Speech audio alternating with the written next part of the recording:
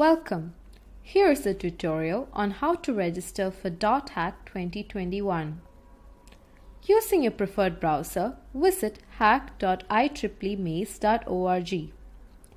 Once you enter the website, click the Register button.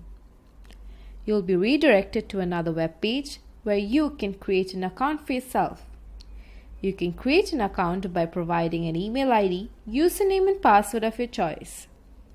Alternatively, you can use your Google or GitHub account to register as well. You'll be now redirected to your profile creation page.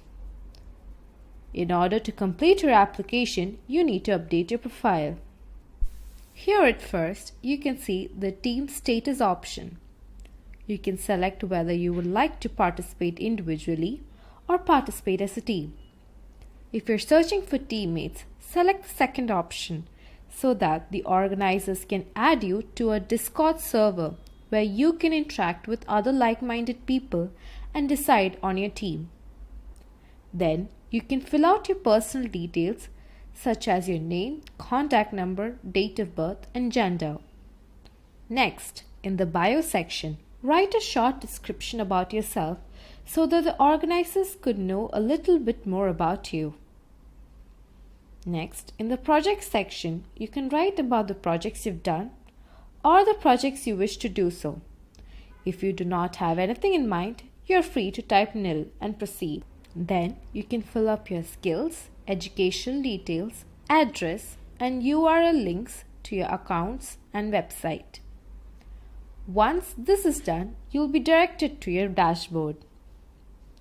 Here, you're required to create a team for yourself with a team name, irrespective of participating as an individual or a team.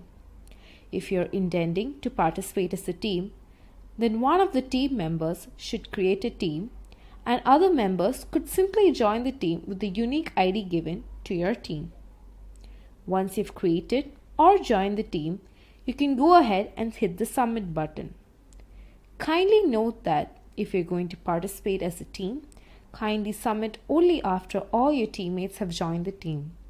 You have now successfully registered for .hack 2021. This is the end of the tutorial.